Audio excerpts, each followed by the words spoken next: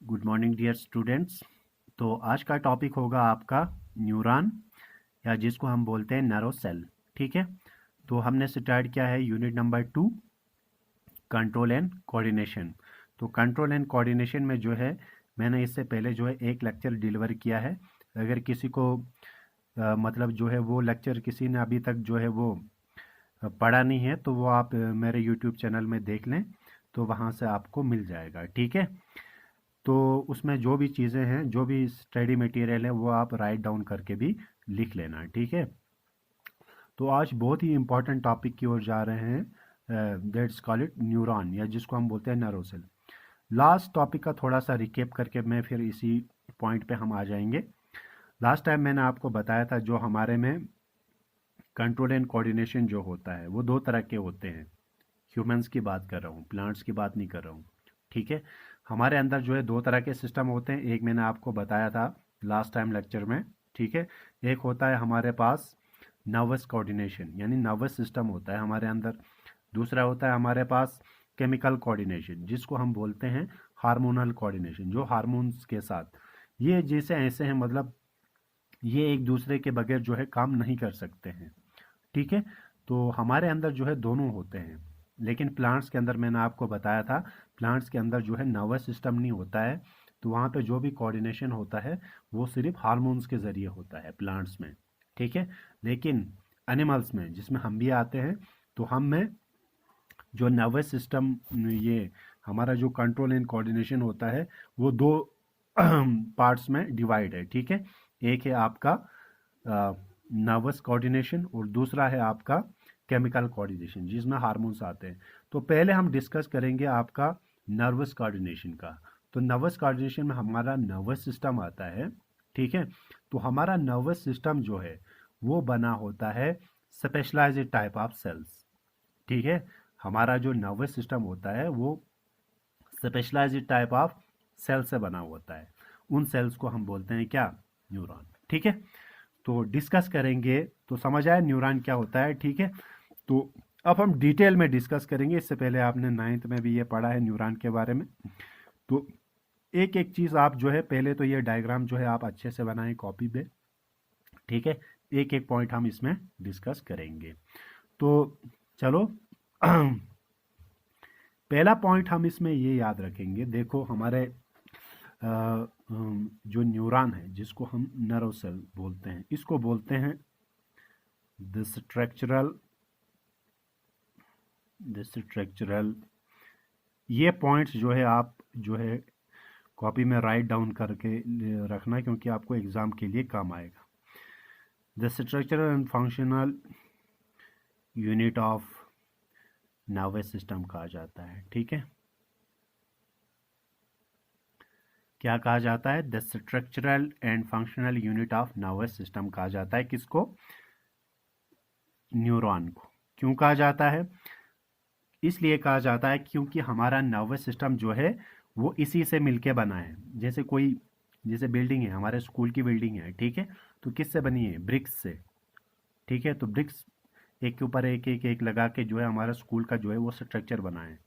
ठीक है, तो स्ट्रक्चरल यूनिट, तो उसमें जो है हमारा जो है फंडामेंटल या फंक्शनल यूनिट जो है वो ब्रिक स्केल आ जाएगा बिल्डिंग में। तो इसी तरीके से नर्वस सिस्टम जो हमारा बना है, उसका स्ट्रक्चर जो है इनसे बना है, न्यूरॉन से या नर्व सेल से। ठीक है, और जो भी फंक्शंस होते हैं हमारे नर्वस सिस्टम में, ठीक है, उनको कैरी करते हैं कौन? न्यूरॉन्स। तो इसीलिए जो भी फंक्शंस होता है हमारे नर्वस सिस्टम में, ठीक है, तो उनको कैरी करता है कौन? नर्व सेल या न्यूरॉन। ठीक है, तो हम कह सकते हैं कि जो है ये हमारे नर्वस सिस्टम का क्या प्ले कर रहा है? फंक्शन। तो याद रखना, हमारा जो है दो पार्ट्स आते हैं इसमें। एक बोलते हैं इसको स्ट्रक्चरल। क्यों कहा जाता है structural unit? Because it forms the structure of nervous system. हमारा नर्वस सिस्टम का स्ट्रक्चर बनाता है। फंक्शनल यूनिट क्यों कहा जाता है? फंक्शनल यूनिट इसलिए कहा जाता है, ठीक है, क्योंकि ये हमारे नर्वस सिस्टम का फंक्शन का रोल प्ले करता है, मतलब फंक्शन करता है। ठीक है, अब देखो एक चीज़ मैं आपको थोड़ा सा बताऊंगा। अब ये मेन क्वेश्चन अराइज ये होता है इसमें, जैसे फॉर एग्जांपल मैं ऐसे आपको एक एग्जांपल दूंगा। जैसे आप मार्केट में जाते हैं, ठीक है, कोई चीज़ आपको खरीदनी होती है, ठीक है, तो क्या होती है, सबसे पहले आपकी उस चीज़ पे नज़र पड़ जाती है, ठीक है। तो उसको सबसे पहले डिटेक्ट किसने किया, उसको डिटेक्ट किया आपके किसने, जैसे यहाँ पे अगर हम देखेंगे, ऐसे मैं आपको बताऊंगा, जैसे आप मार्केट में चले गए तो आपकी सबसे पहले जो है आइस ने, ठीक है, उस चीज़ को क्या किया, मतलब देखा, डिटेक्ट किया। तो क्या होता है उस वक्त जब वो डिटेक्ट करता है आपकी आंख, तो आइस जो है वो सिग्नल को पहुंचाती हैं कहाँ की ओर, ब्रेन की ओर। कहाँ की ओर, आइस से सिग्नल ब्रेन की। फिर ठीक है, जैसे फॉर एग्जांपल किसी चीज़ पे नज़र पड़ी, हाँ आपको आपको मतलब आइस ने देखा सबसे पहले, अगर नहीं देखता तो फिर ये ऐसी ये मतलब ब्रेन में ये पैदा नहीं होती।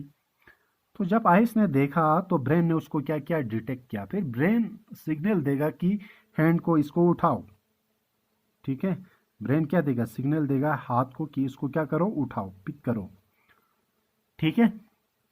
तो हमारा जो एक्चुअली मतलब ये सिस्टम कैसे हुआ, जैसे मैं आपको बताऊंगा, ये आइस ने देखा, ठीक है, फिर ब्रेन पे सिग्नल पहुंचा, ठीक है, फिर ब्रेन ने हाथ को मतलब ये इंस्ट्रक्ट किया कि तुम वहाँ से इस चीज़ को पिक करो। ये सब कैसे होता है, ठीक है, ये सब कैसे होता है, यही मैकेनिज्म को हमें जो है वो आपको मतलब जो है देखना है कि कैसे, सबसे क्वेश्चन ये पैदा होता है कि ये सब होता कैसे है, ठीक है। तो उसके बारे में हम आज डिस्कस करने वाले हैं, ठीक है, समझ गए आप। तो एक्चुअली क्या होता है, हमारा जो है नर्वस सिस्टम जो होता है वो नर्वस का बना होता है। किसका बना होता है, हमारा नर्वस का बना होता है, nervous,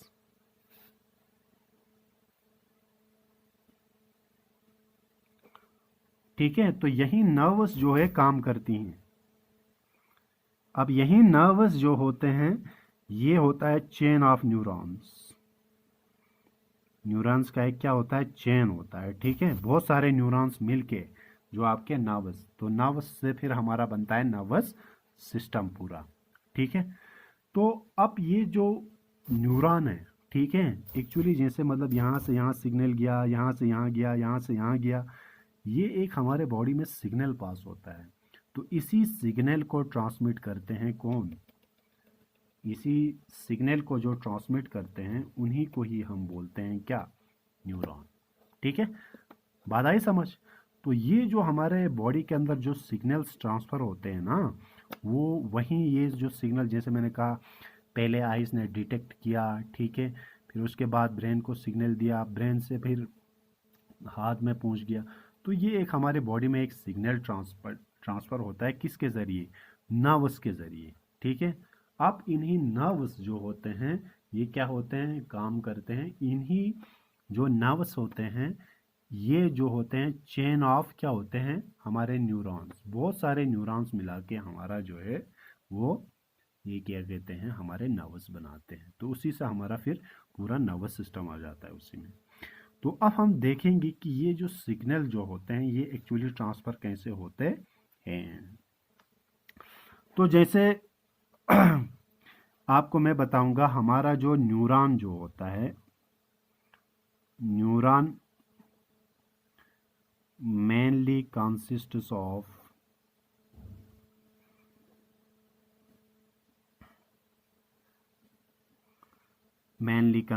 of three parts. Neuron के देखा जाए तो मेनली कितने पार्ट्स हैं, 3 पार्ट्स हैं, ठीक है। तो पहला पार्ट क्या आता है इसमें, पहला आता है डेंड्राइट्स, ठीक है। दूसरा पार्ट आता है आपका जिसको हम बोलते हैं साइटोन, ठीक है। और तीसरा आता है आपका एक्सॉन, ठीक है। तो कितने पार्ट्स आते हैं, मेनली आते हैं इसमें 3 पार्ट्स, ठीक है। एक आता है आपका डेंड्राइट्स, दूसरा आता है आपका साइटोन, तीसरा आता है आपका एक्सॉन पार्ट। ये 3 पार्ट्स आते हैं मेनली देखा जाए तो। अब मैं आपको दिखाऊंगा ये 3 पार्ट्स क्या होते हैं। मेनली आप इसके अंदर जो है और भी डिटेल में पढ़ना है हमें। डेंड्राइट्स ये होते हैं, ये जो ब्रांचेड आपको दिख रहे हैं यहाँ पे, जो ब्रांचेड दिख रहे हैं यहाँ पे, मैं थोड़ा सा रेड से बनाऊंगा, ये जो ब्रांचेस दिख रहे हैं आपको। अब हमें ये देखना है कि ये एक्चुअली ये जो सिग्नल है ये कैसे पकड़ते हैं, कैसे कैच करते हैं, ठीक है, कौन कैच करता है सबसे पहले। ये जो मैंने रेड से बनाए थोड़े से, ये होते हैं आपके डेंड्राइट्स, ठीक है। उसके बाद आप देख रहे हैं साइटोन, ये वाला पार्ट जो है आपका साइटोन में आता है, ये वाला पार्ट जो आप दिख रहे हैं। ब्रांचेड पार्ट आपका जो है वो डेंड्राइट्स है, ठीक है। तो यहाँ पे और एक चीज़ लिखा मैंने, डेंड्रियन, जो ब्रांचेड के बाद जो होते हैं, जो पार्ट है ये वाला, जहाँ से ब्रांच निकलने स्टार्ट हो जाते हैं, ये जो निकले हैं ये डेंड्राइट्स होते हैं, और ये वो वाला पार्ट जो है इसको डेंड्रियन। आप इसको स्किप भी कर सकते हैं, कोई बड़ी बात नहीं है। तो आप इसको बोलते हैं डेंड्राइट्स, जो ब्रांचेड होती हैं। ये वाला पार्ट आपका डेंड्रियन का पार्ट होता है, ठीक है। ये वाला पार्ट जो आप दिख रहे हैं, ये वाला, ये आपका सेल बॉडी होती है, या इसको साइटोन भी बोलते हैं, या सोमा भी। आप जो है एक नाम याद रखें, कोई भी आप नाम याद रख सकते हैं। तो ये इसका न्यूक्लियस है, जैसे आपको बताया ये एक सेल है, इसे मैंने कहा नैरो सेल, ठीक है। हर एक सेल में कॉमन सी बात है, अपना न्यूक्लियस है, ठीक है। साइटोप्लाज्म है यहाँ पे सेल ऑर्गेनेलिस होती हैं। एक चीज़ एब्सेंट होती है, वो मैं बताऊंगा, एक सेल ऑर्गेनेलिस में एब्सेंट होती है। ये जो लंबा आप दिख रहे हैं, अभी मैं जनरल आपको बता रहा हूँ, ये जो लॉन्ग दिख रहे हैं, तो डेंड्राइट क्लियर हुआ। डेंड्राइट ये वाले ब्रांचेड होते हैं, ठीक है। ये जो ब्रांचेड पार्ट होते हैं, रेड रेड जो मैंने बनाया वो डेंड्राइट्स होते हैं।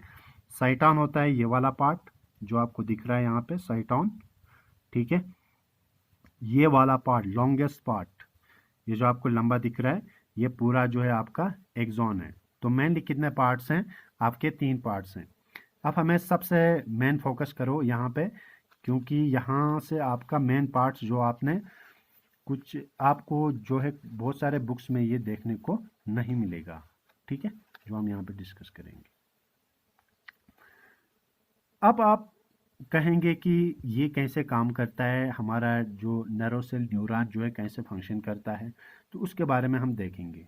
जैसे मैंने आपको यहाँ पे चीज़ बताई पहले, जैसे मैंने आपको बताया,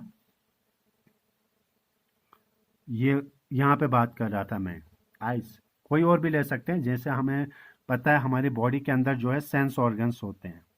आप एक एक चीज़ जो है वो राइट डाउन करके लिख सकते हैं। हमारे बॉडी में क्या होते हैं? Sense organs. आपको पता है सेंस ऑर्गन्स टोटल 5 हैं, ठीक है। अब हम सब डिस्कस यहाँ नहीं करेंगे, लंबा हो जाएगा। आइस की बात लेंगे हम, ठीक है। फॉर एग्जाम्पल हमारे आइस हैं, हमारे सेंस ऑर्गन्स चीज़ों को आपको पता है, सेंस ऑर्गन्स, सेंस यानी ये फील करते हैं। क्यों करते हैं? बिकॉज हमारे जो सेंस ऑर्गन्स हैं इनमें रिसेप्टर्स होते हैं। क्या होते हैं? रिसेप्टर्स होते हैं। क्या होते हैं? रिसेप्टर्स, मतलब दे रिसीव द सिग्नल। जो भी कोई जो है सिग्नल जो होती है, वो जो है हमारे, ये क्या कहते हैं, हमारे जो है रिसेप्टर्स सबसे पहले कैच करते हैं उस सिग्नल को। उस सिग्नल को हम बोलते हैं स्टिमुलस, ठीक है। स्टिमुलस आप ये समझ लें कि कोई मतलब जो है कोई भी एक्टिविटी जो हो रही है, ठीक है, उसको सबसे पहले डिटेक्ट करना, ठीक है। अब जैसे फॉर एग्जांपल आपके पास, जैसे फॉर एग्जांपल मैं ऐसे आपको स्टिमुलस दे रहा हूँ यहाँ पे, जैसे फॉर एग्जांपल आपने कोई चीज़ देख ली, ठीक है, तो हमारे आइस में जो रिसेप्टर्स हैं, इनको, इन अलग अलग रिसेप्टर्स हैं, इनके नाम है जैसे फोटो रिसेप्टर्स।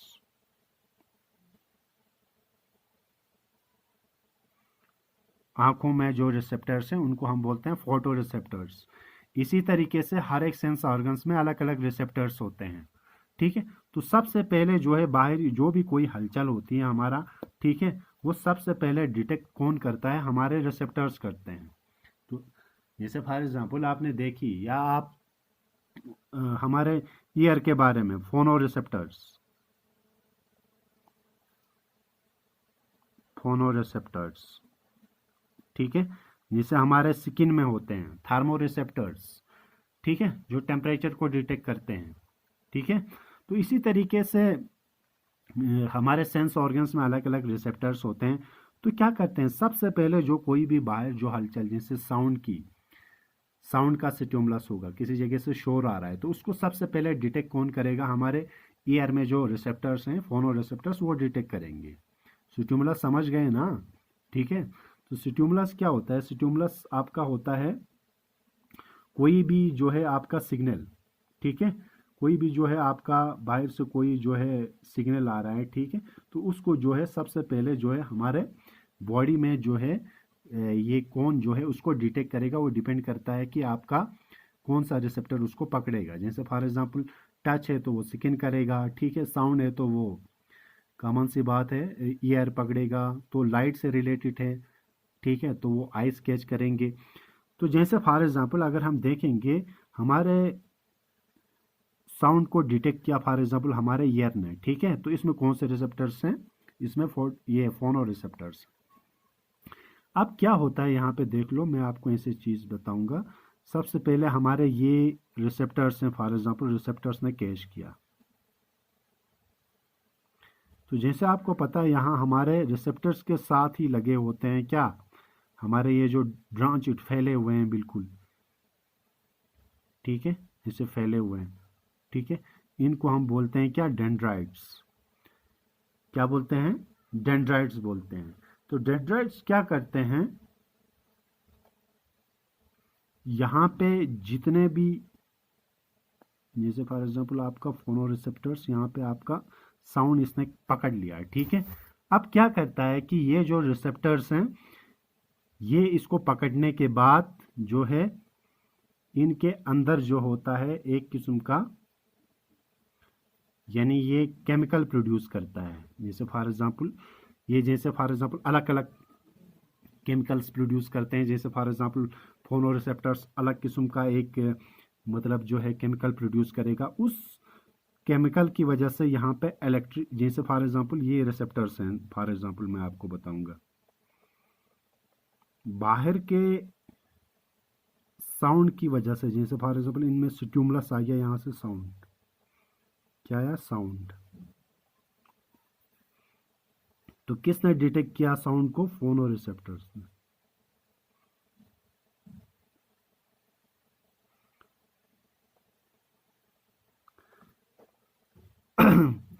फोनो रिसेप्टर्स ने साउंड को क्या किया, डिटेक्ट। तो ये स्टिमुलस आया यहाँ पे, स्टिमुलस क्या है, साउंड है यहाँ पे, ठीक है। तो उस वजह से इन रिसेप्टर्स में जो है एक किस्म का लिक्विड जनरेट होता है। अब वो लिक्विड जनरेट होने की वजह से इनमें मतलब उसकी वजह से हलचल पैदा होती है, जिस वजह से ये अलग अलग किस्म के लिक्विड जनरेट करते हैं। जैसे मतलब फोनो के अलग होते हैं, फोटो के अलग होते हैं, ठीक है। वो लिक्विड जब ये इनके टिप पे लगता है, किन पे, इसको हम बोलते हैं डेंड्राइट टिप। क्या बोलते हैं, डेंड्राइट टिप बोलते हैं इनको। डेंड्राइट्स का जो टिप है, डेंड्राइट टिप, ठीक है, जब इनके ये लिक्विड जो होता है, ठीक है, इनके डेंड्राइट टिप में जब टकर जाता है तो यहां से ये सिग्नल जो है वो इलेक्ट्रिक एम्पल्स के थ्रू यहां से ट्रेवल करता है, समझ गए, यहां से ट्रेवल करता है, यहां से इसने क्या किया, ट्रेवल किया, ठीक है, यहां से ट्रेवल कर रहा है। तो समझ गए सबसे पहला पार्ट क्या होता है। तो सबसे पहले याद रखना, हमारे जो भी स्टिमुलस बाहर से कोई भी हलचल होती है, एनवायरनमेंट में कोई एक्टिविटी होती है, ठीक है, या साउंड के ज़रिए, लाइट के ज़रिए, मतलब ठंड है या गर्मी है, तो हमारे जो सेंस ऑर्गन्स होते हैं वो सबसे पहले उसको क्या करते हैं, डिटेक्ट करते हैं। कौन करते हैं, हमारे सेंस ऑर्गन्स। तो जैसे मैंने यहाँ पे एग्जांपल दिया फोनो रिसेप्टर्स, इसने क्या किया, डिटेक्ट, सबसे पहले साउंड डिटेक्ट किया फोनो रिसेप्टर्स ने। तो फोनो रिसेप्टर्स जो होते हैं, ये रिसेप्टर्स हैं, इन्होंने जब डिटेक्ट किया उसको, तो इनके अंदर हलचल पैदा होती है, उस वजह से जो है इनमें एक किस्म का लिक्विड जनरेट होता है, केमिकल जनरेट होता है। जब वो केमिकल इसके टिप पे टकरता है, ठीक है, तो यहाँ से क्या जनरेट होता है, एक किस्म का इलेक्ट्रिक एम्पल्स जनरेट होता है, एक सिग्नल जनरेट होता है। वो इलेक्ट्रिक एम्पल्स की शक्ल में ट्रैवल करता है, किससे, डेंड्राइट्स से। तो डेंड्राइट्स का, जहाँ मैंने आपको पहले ही बताया, डेंड्राइट्स का मेन काम जो है वो सबसे पहले सिग्नल को जो है मतलब सबसे पहले पकड़ना, ये काम है किसका, आपका जो है सबसे पहले जो है ये क्या कहते हैं, कोई भी सिग्नल को डिटेक्ट जो करता है, ठीक है, पकड़ता जो है, वो होते हैं आपके डेंड्राइट्स। क्या होते हैं, डेंड्राइट्स होते हैं, ठीक है। तो जैसे मैंने आपको बताया, तो इन्होंने सबसे पहले सिग्नल को क्या किया, डिटेक्ट, क्योंकि ये बिल्कुल जो है हमारे रिसेप्टर्स के साथ ही लगे होते हैं आपस में। तो समझ गए डेंड्राइट्स। तो होप आपको ये पार्ट समझ आया होगा। फिर से एक बार रिपीट करता हूँ। क्या होता है कि सबसे पहले कोई भी सिग्नल को जो है वो कौन डिटेक्ट करता है, सबसे पहले सिग्नल को जो है वो डिटेक्ट करते हैं हमारे रिसेप्टर्स, जो हमारे सेंस ऑर्गन्स में होते हैं। तो वो क्या करते हैं, वहाँ से केमिकल प्रोड्यूस करते हैं। देखो यहाँ से साउंड आ गई, इसने डिटेक्ट किया, रिसेप्टर ने पकड़ लिया, तो यहाँ हलचल पैदा हो गई, उस वजह से यहाँ से केमिकल प्रोड्यूस होगा। उस केमिकल को सबसे पहले डिटेक्ट करेंगे डेंड्राइट का टिप, यानी डेंड्राइट्स ने किया। तो डेंड्राइट्स जो है सिग्नल को किसकी तरह लाएंगे, ठीक है। तो आप ये कह सकते हैं कि हमारे जो डेंड्राइट्स हैं, डेंड्राइट्स जो हैं हमारे जो है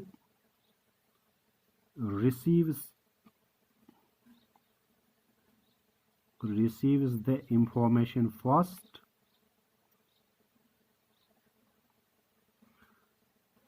and carries it towards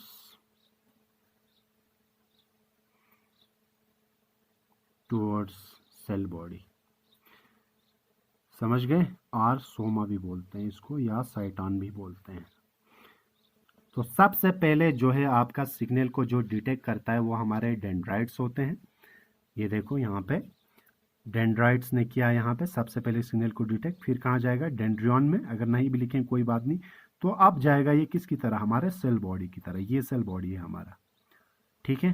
तो इसने सिग्नल का, डेंड्राइट्स का मेन काम जो है वो सिग्नल को सबसे पहले रिसीव करना और किसकी तरह ले जाना, सेल बॉडी की तरह। ये काम है किसका, डेंड्राइट्स का। अब हम जाएंगे दूसरा सेल बॉडी की ओर। किसकी ओर जाएंगे, सेल बॉडी की तरह। ये है जिसको हम सेल बॉडी के और भी नाम है, साइटॉन और सोमा, ऊपर लिखा है, यहाँ पे नहीं लिखूंगा मैं, सेल बॉडी। तो आपका सिग्नल जो है आप सेल बॉडी में पहुंच गया, समझ गए आप। डेंड्राइट्स ने जो है सिग्नल को पकड़ लिया सबसे पहले और पहुंचा दिया किस में, आपका सेल बॉडी में। यहाँ पे सिग्नल कैच किया और उसको पहुंचा दिया सेल बॉडी में। अब सेल बॉडी में क्या होता है, जैसे आपको पता है सेल बॉडी में एक टिपिकल सेल है पूरा, इसमें जैसे आपका न्यूक्लियस भी पाया जाता है, ठीक है, सभी सेल ऑर्गेनेल्स पाए जाते हैं। सेल बॉडी में आपका सब कुछ होता है, न्यूक्लियस होता है, ठीक है, आपका साइटोप्लाज्म होता है, ठीक है, जितने भी सेल ऑर्गेनेल्स होते हैं, ठीक है, सेल ऑर्गेनेल्स जैसे आपका राइबोसोम्स, ठीक है, जैसे आपका माइटोकॉन्ड्रिया, सभी पाए जाते हैं। एब्सेंट होता है एक चीज़, याद रखना, ये बहुत ही इंपॉर्टेंट है, ठीक है। इसमें एब्सेंट होता है आपका, ठीक है, इसमें एक चीज एब्सेंट होती है, वो होता है सेंट्रियोल। याद रखना, क्या एब्सेंट होता है, सेंट्रियोल एब्सेंट होता है। किस में, आपका जो सेल बॉडी में, ठीक है। सेंट्रियोल एब्सेंट क्यों होता है, तो इसमें ये चीज होती है, हमारे न्यूरॉन में सेंट्रियोल्स एब्सेंट होते हैं। सेंट्रियोल का मेन काम जो है वो क्या है, हेल्प अस इन सेल डिवीजन, हेल्प अस इन सेल डिवीजन, यानी सेल को डिवाइड होने में मदद देता है, ठीक है। तो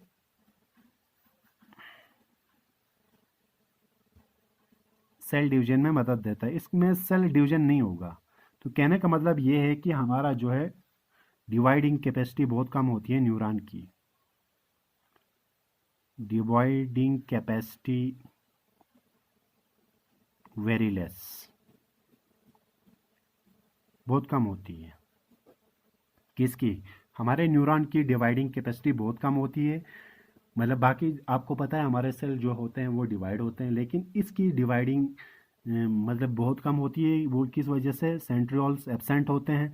एब्सेंट होने की वजह से यहाँ, क्योंकि इनका काम है सेल डिवीजन, सेल डिवाइड नहीं होगा। जब सेल डिवाइड नहीं होगा तो डिवाइडिंग कैपेसिटी बहुत कम है। तो ये आपके लिए एक मेन पॉइंट है, इसको याद रखना आप, ठीक है।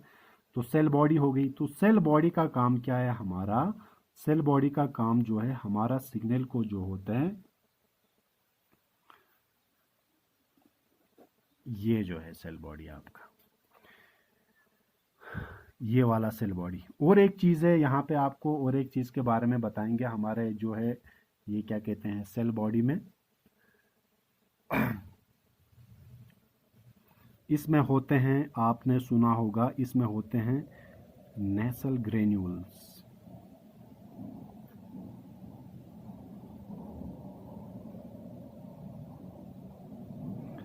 क्या होते हैं? नेसल ग्रेन्यूल्स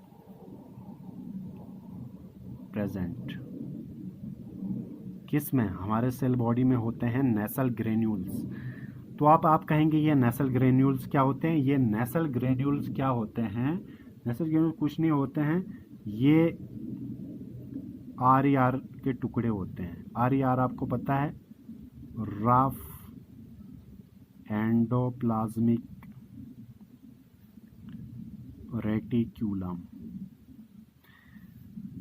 तो नेसल ग्रेन्यूल्स क्यों कहा जाता है? ग्रेन्यूल्स क्या होते हैं? ग्रेन्यूल्स होते हैं छोटे छोटे टुकड़े, ठीक है, उनको बोलते हैं ग्रेन्यूल्स। अब आप कहेंगे ये होते हैं किसके बने? Rough endoplasmic reticulum. आपको पता है रफ एंडोप्लाज्मिक रेटिक्यूलम क्यों बोलते हैं इसको? बिकॉज आपने पढ़ा है ना क्लास 9 में, बिकॉज राइबोसोम्स इसके साथ अटैच होते हैं, इसीलिए इसको बोलते हैं। इसके सरफेस पे, रफ एंडोप्लाज्मिक के सरफेस पे क्या अटैच होते हैं? राइबोसोम्स अटैच होते हैं। तो राइबोसोम्स अटैच होते हैं, इसीलिए इसको रफ एंडो। तो आपको पता है राइबोसोम्स का मेन काम क्या है? राइबोसोम का मेन काम जो है आपको पता है, हेल्प अस इन प्रोटीन सिंथेसिस। हेल्प अस इन प्रोटीन सिंथेसिस, यानी प्रोटीन को बनाने में मदद देते हैं। तो नेसल ग्रेन्यूल्स कुछ नहीं होते हैं। नेसल ग्रेन्यूल्स जो होते हैं वो क्या होते हैं? आपके आर के टुकड़े होते हैं। आर के टुकड़े होते हैं, ठीक है, टुकड़े, कुछ नहीं होते।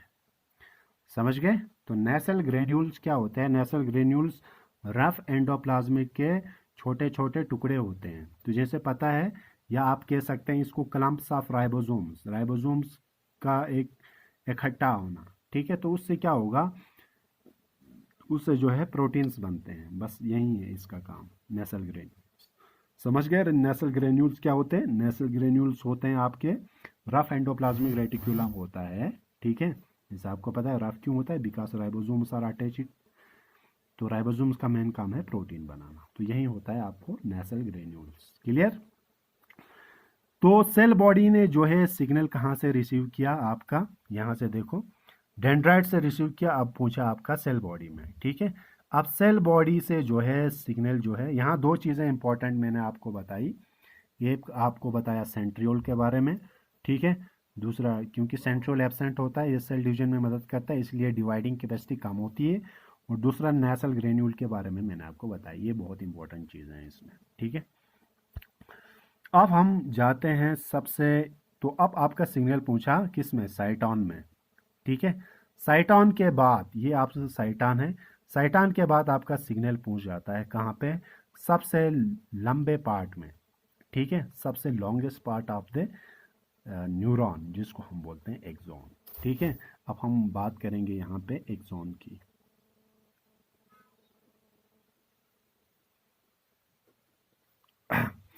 एक्सॉन जो है वो सबसे पहले याद रखना, longest part of nerve cell भी कहा जाता है इसको,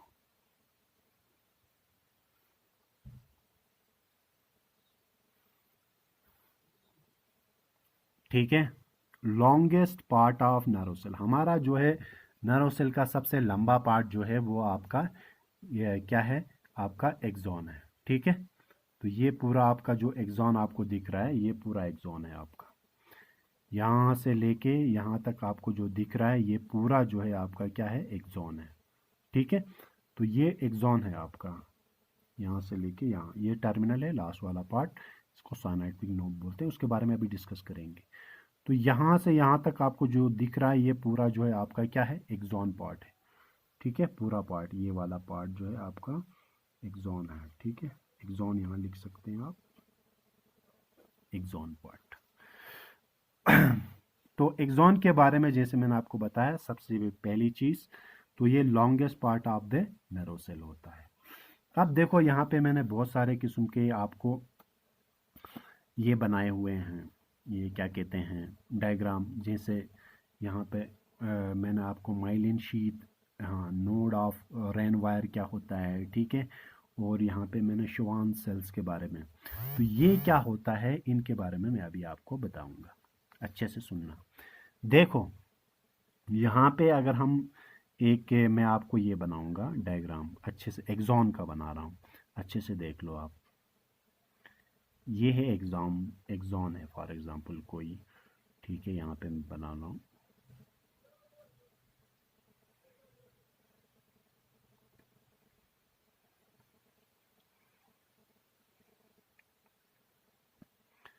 यहाँ पे मैं आपको ऐसे डायग्राम बना रहा हूँ रफली, अच्छे से इसको देख लो, सब कुछ इसी में समझना है आपको।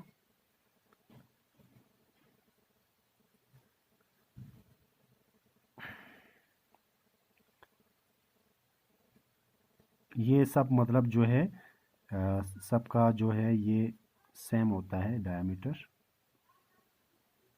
मुझे कोई छोटा कोई बड़ा बन गया इसमें, कोई नहीं, समझने के लिए ठीक है।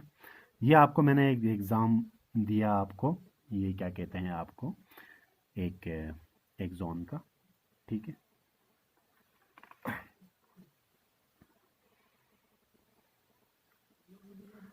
यहाँ पे देखो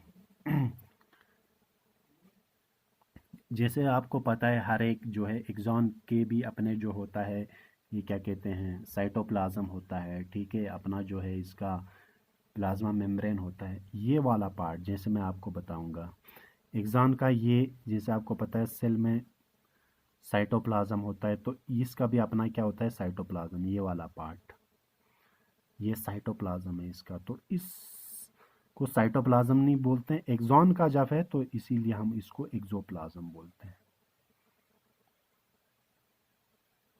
समझ गए, एक्सोप्लाज्म ये वाला पार्ट हो गया, एक्सोप्लाज्म ये वाला, ठीक है। ये दोनों मिला के ये रेड से बनाऊंगा ताकि आपको थोड़ा सा समझ आ जाए, ये वाला, ठीक है, समझ गए। तो इसका अपना खुद का क्या होता है, खुद का साइटोप्लाज्म है, तो इसको साइटो सेल का होगा तो साइटोप्लाज्म, जब एक्सॉन का होगा तो एक्सोप्लाज्म। समझ गए। तो इसके ऊपर लेयर होती है, जैसे सेल में होती है प्लाज्मा लीमा, ठीक है, या प्लाज्मा मेम्ब्रेन्स, तो इसमें भी होती है प्लाज्मा मेम्ब्रेन्स, तो इसको एक्सोलीमा बोलते हैं। ये वाला पार्ट है, ये वाला नहीं, ये वाला एक्सोप्लाज्म। समझ गए, एक्सोप्लाज्म अंदर वाली लेयर, ये वाली, ठीक है। कौन सी लेयर, ये वाली लेयर, ये तो इसका साइटोप्लाज्म, ये एक्सोप्लाज्म हो, ये वाली लेयर। समझ गए। अब आपको बची कौन सी वाली, ये वाली लेयर, कौन सी, ये वाली लेयर बची ना बाहर वाली, ये वाली, ये वाली, ये दोनों बची। इसको हम बोलते हैं माइलिन शीथ। क्या बोलते हैं, माइलिन शीथ। क्या बोलते हैं, माइलिन शीथ। यहाँ पे कहाँ पे, ये वाली, ठीक है, माइलिन शीथ। समझ गए अच्छे से। तो माइलिन शीथ कौन सी होगी, बाहर वाली, सबसे बाहर वाली। उसके अंदर वाली जो है, जिसे प्लाज्मा लीमा है, प्लाज्मा मेम्ब्रेन से, इसको एक्सोप्लाज्म बोलेंगे, क्योंकि ये आपका जो है ये, सॉरी, एक्सोप्लाज्म नहीं बोलते हैं, एक्सोलीमा बोलते हैं, गलत लिख दिया, प्लाज्म तो आपका साइटोप्लाज्म है, एक्सोलीमा, ठीक है, एक्सोलीमा, ठीक है। जैसे प्लाज्मा लीमा होता है, प्लाज्मा मेम्ब्रेन होता है, इसी तरह आपका होता है एक्सोलीमा, ठीक है। समझ गए यहाँ तक, क्या यहाँ तक समझ गए। देखो एक्सॉन का ये मैंने आपको स्ट्रक्चर बनाया। एक्सॉन के साइटोप्लाज्म को हम बोलते हैं एक्सोप्लाज्म। क्या बोलते हैं? ये वाला साइटोप्लाज्म है एक्सोप्लाज्म।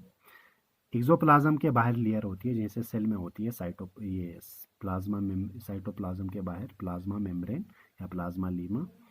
तो यहाँ पे जो इसके ऊपर साइटोप्लाज्म एक्सोप्लाज्म के बाहर जो लेयर होती है इसको बोलते हैं एक्सोलीमा। ये वाली लेयर एक्सोलीमा, ठीक है। एक्सोलीमा के बाहर जो लेयर होती है ये वाली, इसको बोलते हैं माइलिन शीथ। यहाँ पे माइलिन शीथ, माइलिन शीथ के बारे में मैंने आपको बता दिया, ठीक है।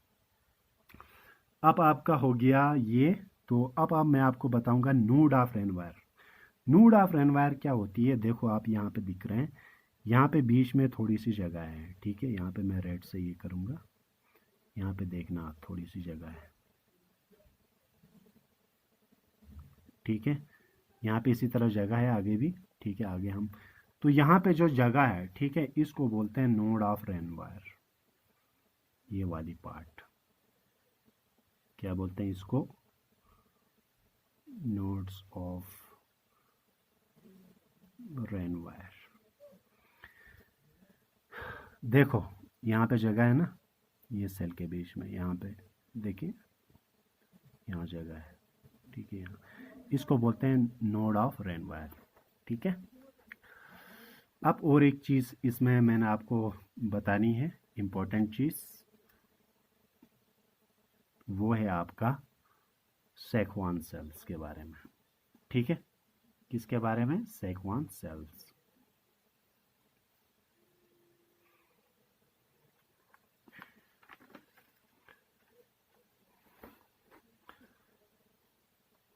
देखो ये है आपके शुवान सेल्स भी बोलते हैं, या जो भी आप प्रोनाउंस करेंगे इसको, शुवान सेल। शुवान सेल के बारे में यहाँ पे बताऊंगा मैं आपको।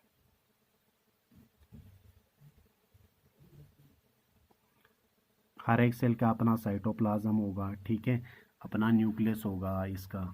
शुवान सेल का काम है फॉर्मेशन ऑफ माइलिन शीथ,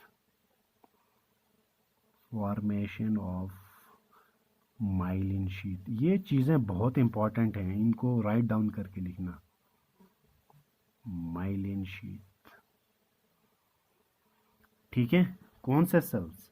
आपके जो शुवान सेल्स होते हैं, ठीक है, इनका मेन काम है क्या? Formation of myelin sheath. जो प्रोटेक्शन शीथ होता है, माइलिन शीथ होता है, यहाँ पे देखो किसी जगह पे होता है, ज़रूरी नहीं है हर जगह पे हो, उसको नॉन माइलेटेड शीथ भी बोलते हैं, ठीक है, मतलब जिसमें माइलिन नहीं हो, ठीक है। तो इसमें हो, इसीलिए माइलिन शीथ बोलते हैं। तो माइलिन शीथ को बनाने में मदद कौन करता है? मदद करता है आपका जो है, ये क्या कहते हैं उसको, शुवान सेल्स बोलते हैं। तो तीनों आ गए इसमें, तीनों आप समझ गए। नूड ऑफ रेनवायर, नूड ऑफ रेनवायर क्या होता है? यहाँ पे जो गैप होता है, ठीक है, यहाँ के बीच में। शुवान सेल्स का काम भी मैंने आपको बताया, शुवान सेल्स का मेन काम है माइलिन शीथ को बनाना। तो माइलिन शीथ इसको क्या कहते हैं? प्रोटेक्शन देते हैं। जैसे आपका वायर नहीं है, वायर में आपका इलेक्ट्रिसिटी जनरेट होता है, ठीक है, तो किसी जगह पे आप उसको निकाल देंगे शीट को, तो ये एक इंसुलेशन, इसको एक प्रोटेक्शन देता है, ठीक है। और ये भी है कि माइलिन शीथ में जो है वो सिग्नल जो है वो काफ़ी फास्ट ट्रांसफ़र होता है, ठीक है। तो ये काम है आपका किसका? आपका एक्सॉन का। अब लास्ट में हमने तो ये तीनों पढ़ा, ठीक है। डेंड्राइट्स के बारे में भी आपने पढ़ा, ठीक है। उसके बाद डेंड्राइट्स के बाद साइटोन के बाद वो भी पढ़ा आपने, फिर उसके बाद एक्सॉन। तो क्या कहते हैं, सबसे पहले सिग्नल को जो है डिटेक्ट कौन करता है? डेंड्राइट्स करते हैं। डेंड्राइट्स के बाद आपके सिग्नल को जो है वो, डेंड्राइट्स सबसे पहले रिसेप्टर से पकड़ेगा सिग्नल को, फिर पहुंचा दिया सेल बॉडी में। सेल बॉडी के बाद आपका लॉन्गेस्ट पार्ट में ट्रेवल करता है, जिसको हम बोलते हैं एक्सॉन। एक्सॉन से आप एक्सॉन का लास्ट पार्ट में पहुंचेगा, उसको एक्सॉन टर्मिनल बोलते हैं, ठीक है, लास्ट पार्ट। और लास्ट में है साइनॉप्टिक नॉब। इसके बारे में मैं आपको बताऊंगा थोड़ा सा लास्ट पार्ट में क्या होता है।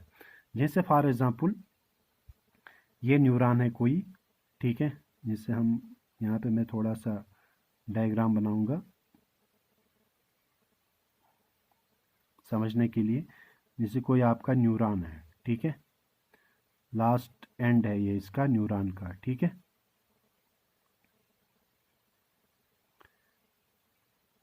अब क्या होता है, ये न्यूरॉन जो होता है, दूसरा न्यूरॉन का ये आपका डेंड्राइट्स है, ठीक है, दूसरा न्यूरॉन का डेंड्राइट है फॉर एग्जांपल, ठीक है, दूसरा न्यूरॉन का।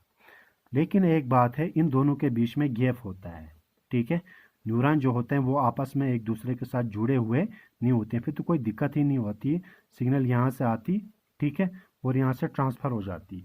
वैसा नहीं होता है, दो न्यूरॉन्स के बीच में जो होता है यहाँ पे एक गैप होता है, माइक्रोस्कोपिक गैप होता है, ऐसा नहीं कि मतलब बड़ा गैप होगा, ऐसे गैप होता है। इस गैप को हम बोलते हैं साइनेप्सिस।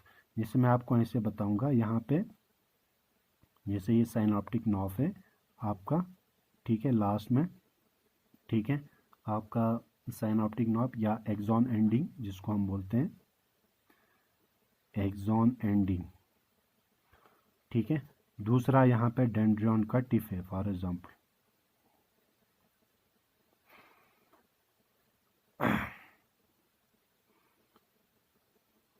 यहाँ पे मैं आपको लिखूंगा ये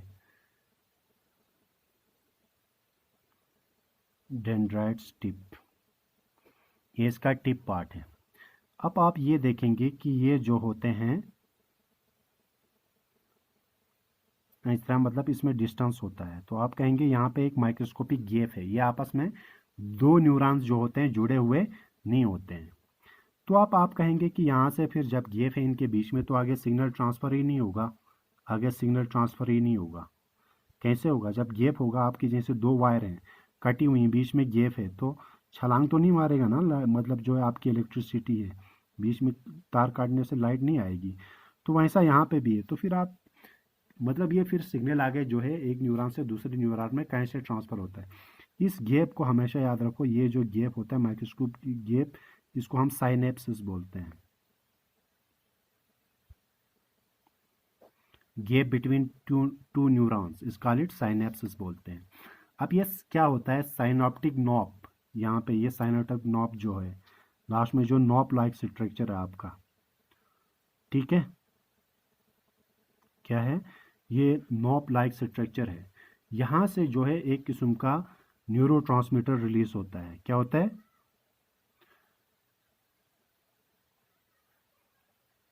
रिलीजेस न्यूरोट्रांसमीटर।